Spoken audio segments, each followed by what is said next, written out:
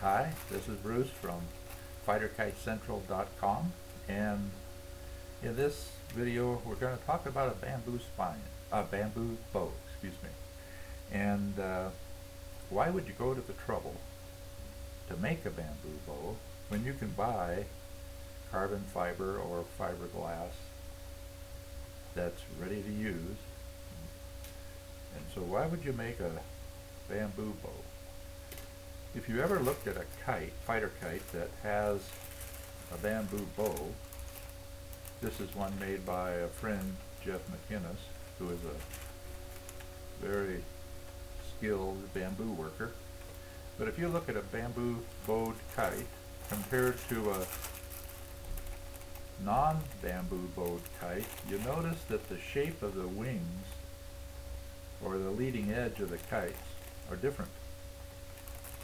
That's the reason you would want to make, it's one of the main reasons you would want to make a bamboo bow.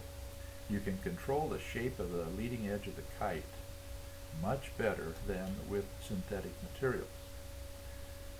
Plus, if you make it yourself, flying a kite with a bamboo bow is very rewarding to see that kite fly, especially if it flies well, and know that you made the spine and the bow out of bamboo. Relatively simple material. We're going to start with a bamboo stick that is the same as we use for making a spine, about 24 inches long.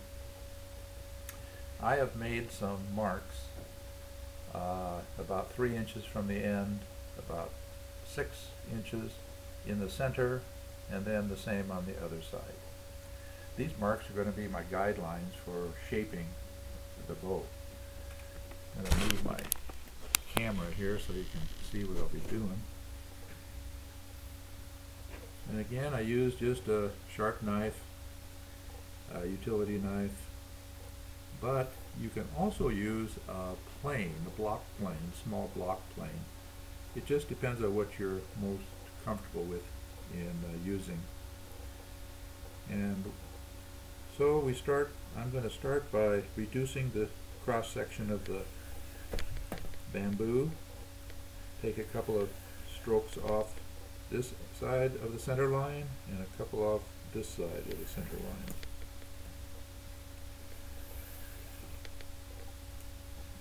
Now, using these marks as guides, I'm going to start with the edge of the bamboo. This is the skin side here. I'm going to take off a little bit from this edge, then I'm going to rotate it so the skin is on this side. I'm going to take a couple of swipes at it here.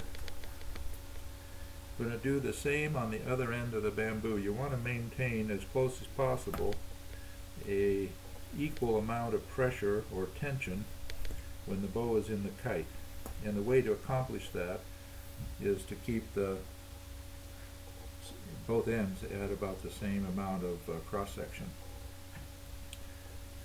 So we're just now roughing it out, but that's how you go about it. And how do you know when you've finished it? Well, I use a grid. This is a cutting mat grid, but this is what I use to determine whether this bow is symmetrical or not. And I put a mark, if I don't line it up with the grid mark, on the mat so that I can see where the center line is. And then I just make a visual of what each symmetrical grid line and the position of the bow on that line, and they should be equal. Well, this one is not. This is one that I had done more work on previously, but I wanted to use it as an example to show you how you determine where to adjust or to take off the bamboo. Now, when this is bent more on this side, this means this side is stiffer. It's probably stiffer right in here. So that's where I want to reduce the amount of bamboo. So I'll start that process here, take a little bit off. And when you install a bamboo bow in a kite, you install it so the skin side is actually pointed towards the tail of the kite. So the skin side is on the inside of this curve right here. And this looks much better and probably adequate. Now here is a carbon fiber rod, same length. I'll put it in here and show you.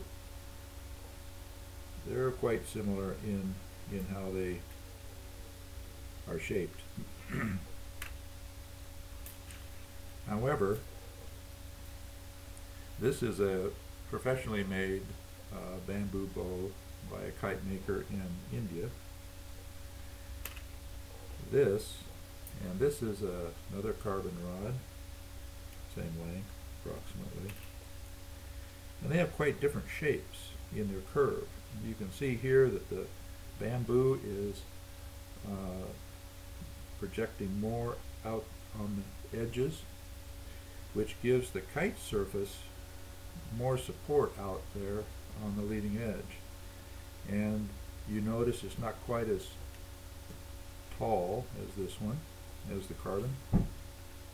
So those are some of the adjustments that are available to you when you make your bamboo bow. You can make it exactly the same as a piece of carbon in its uniformity, or you can make it so it's like I did, so it's a little thinner on the ends, which will give it more flex on the ends, make the kite more sensitive to very, very minute adjustments in the wind pressure on the sail, where the carbon fiber rod, although it's easy to use, it has the same amount of tension all along its length, and as a result it isn't really the ultimate kite bow without a lot of modification. I hope this has helped give you a basic understanding of how to make a bamboo bow for a fighter kite, and I hope you actually give it a try. If you're like me, you will go through several bamboo sticks before you finally get the gist of it, but it's a relatively simple process. Takes a little bit of time. May take about a half an hour to make a bow, and you'll have the pleasure of flying a kite using the bow that you made yourself. And thanks for watching.